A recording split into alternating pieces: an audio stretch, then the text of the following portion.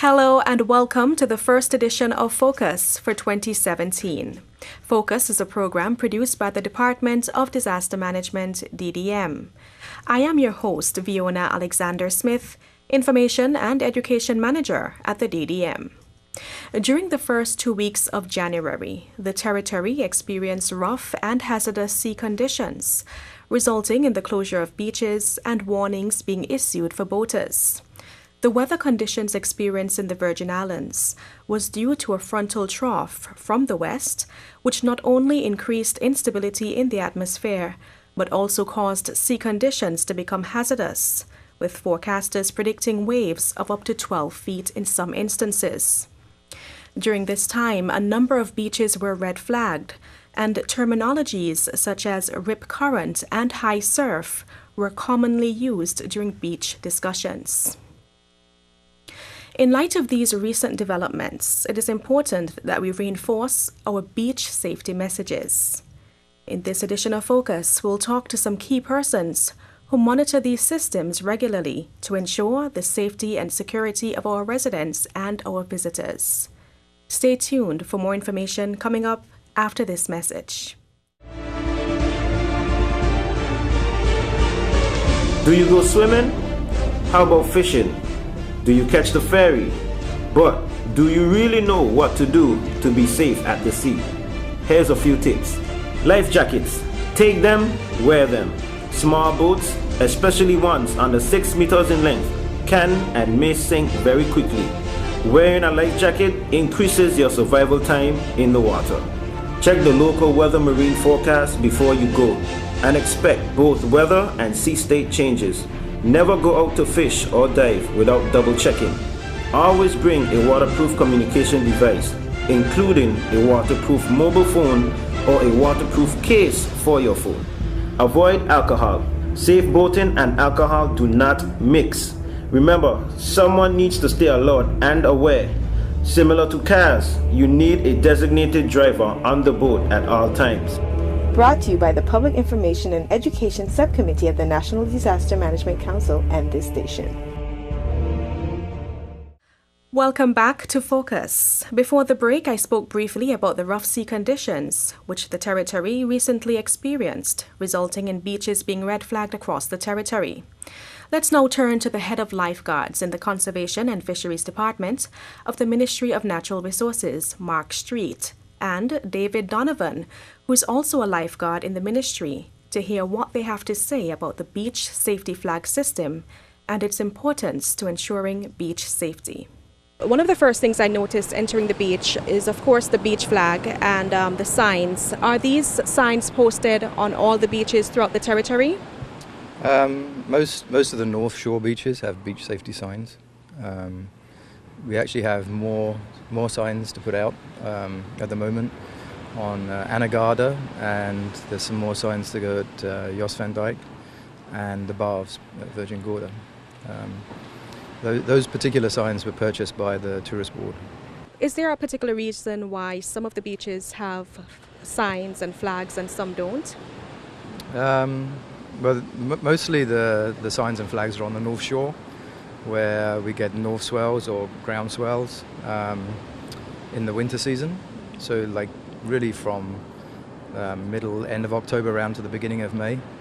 And the beaches that have swell or north waves on them are more dangerous because you get conditions like rip currents, large waves, big surf, shore break, heavy shore break.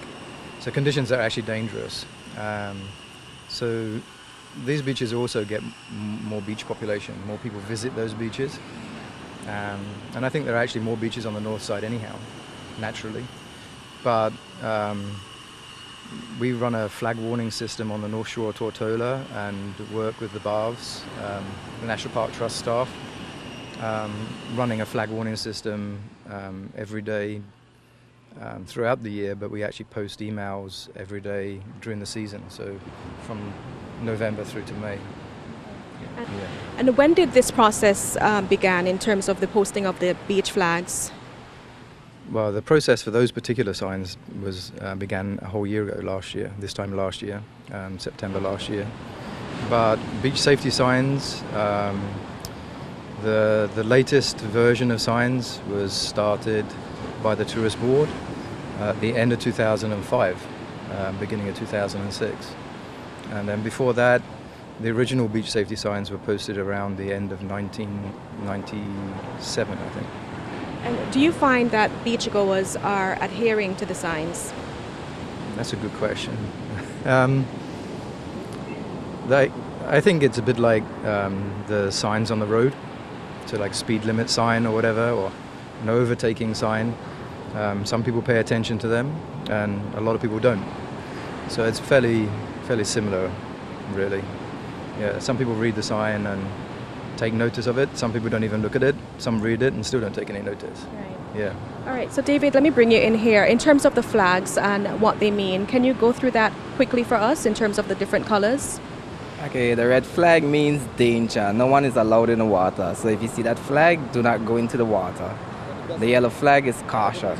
Only strong swimmers are allowed in the water because of the strong currents and stuff like that. We also have a red and yellow flag. That indicates if we have two of them, you have to swim in between the two flags then. The purple flag is wild marine life, jellyfish and sharks. Also we have the checkered flag. You normally see we have them up on Fisherman's Day. That's only for, no swimming is allowed there, only watercraft and boats. All right, thanks for that. If someone is in distress at the beach, what would be your advice to them in terms of how to cope and handle that situation? Yeah, another good question. I mean, ideally they should put their hand up and wave and shout for help, and hopefully attract the attention of somebody on the beach.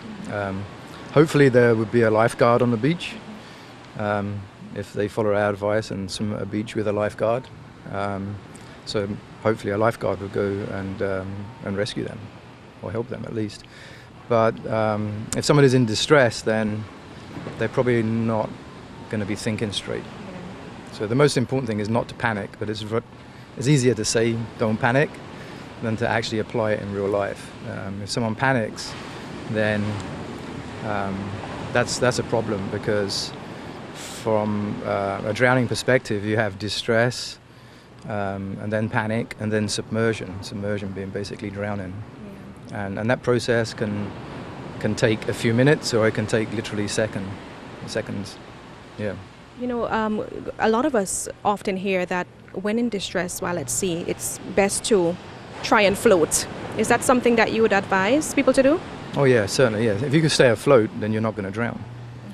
So, but if you're panicking, that's, again, easier said than done. But yeah, it's stay afloat, raise one arm and wave and try and attract attention, and shout and try and get someone to help you. And in terms of the beachgoers, you know, sometimes people feel compelled to go out and help someone if they see them in distress. Is there any advice for people who are helping others in terms of how they should approach someone who is actually drowning? On each of the beach safety sign, there's a life ring. What a person could do is run to get the life ring and fling it as fast to the person out there. The current is gonna carry it out to them, and then they could use the rope and assist by pulling them in. Yeah. Okay. All right, so that's the life ring in the background here. One of the ones here at Josiah's Bay. Yeah. We don't really recommend, unless you're trained to rescue people in the ocean, to actually go in the water. So the idea is to try and stay dry and rescue from the land if possible.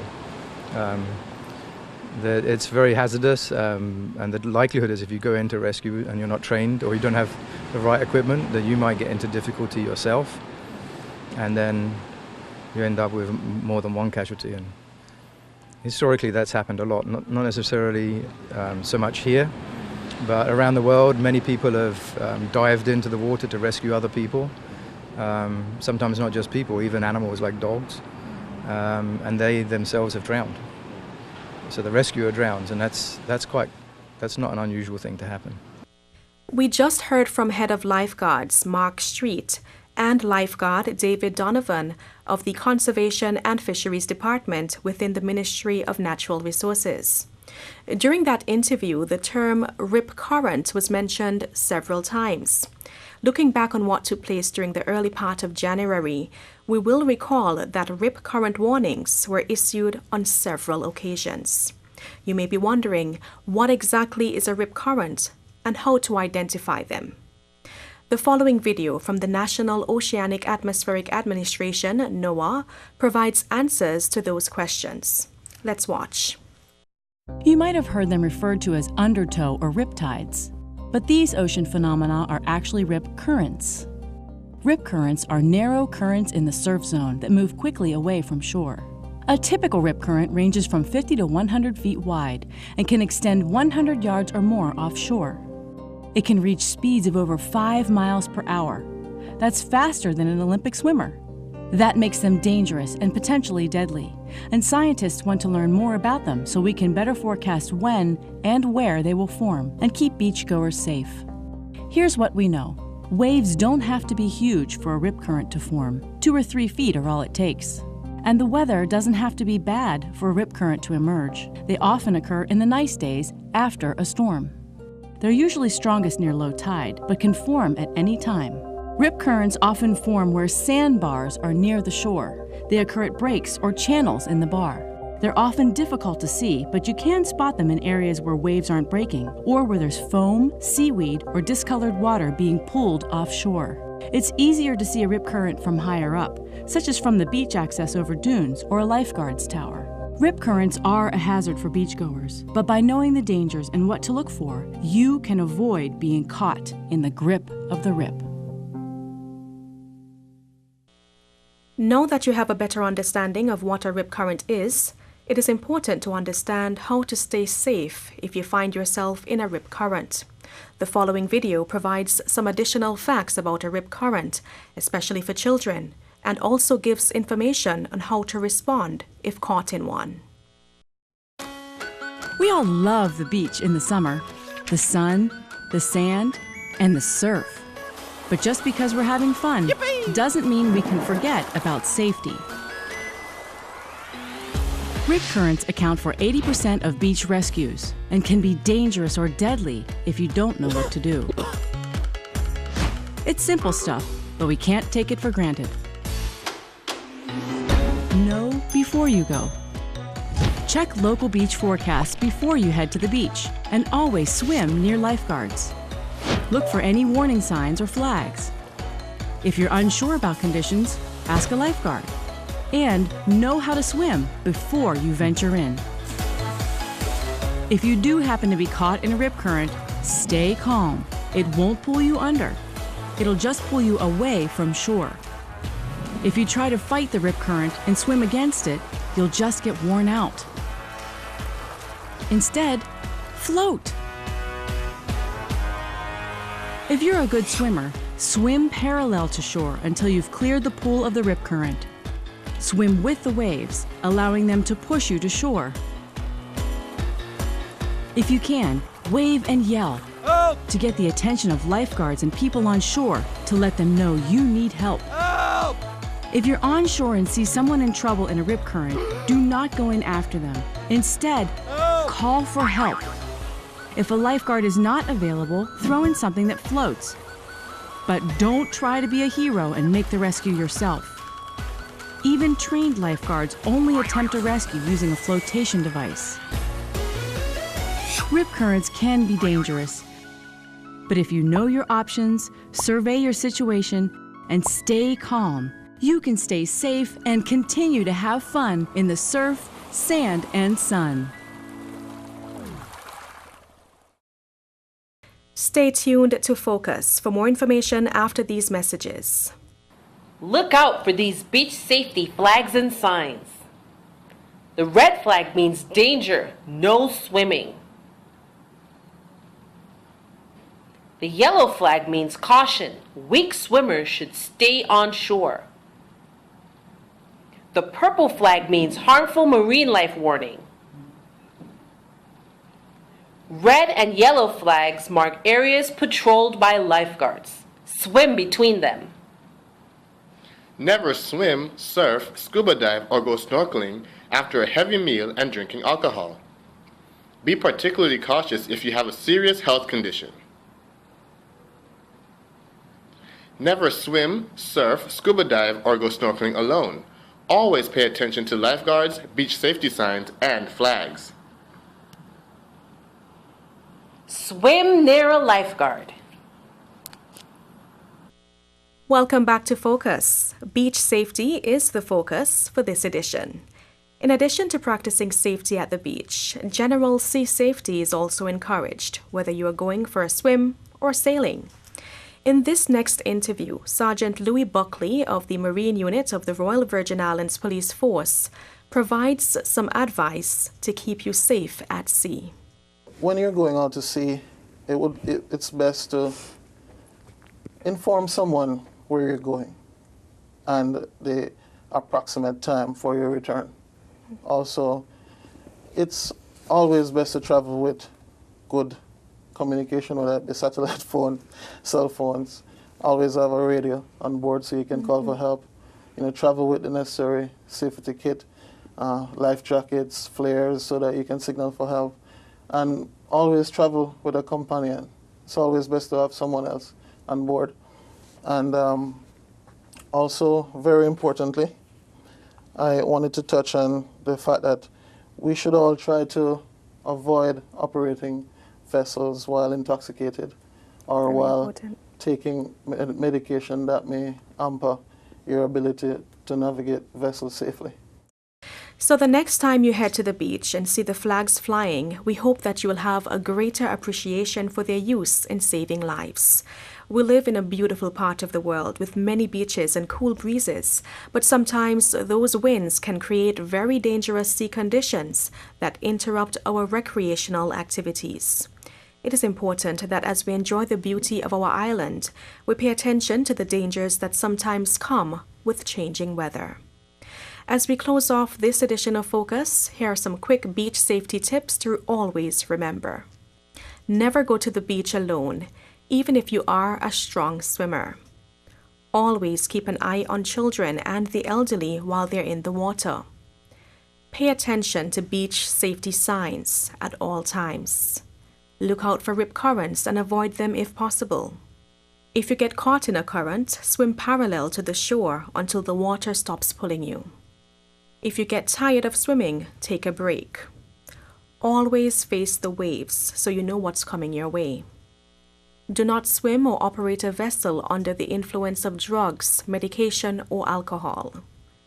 Ensure that you have a working communication device, floaters, and life jackets on your boats, and have weak swimmers and children wear life jackets at all times. Check the weather forecast before heading to the beach and before you go sailing.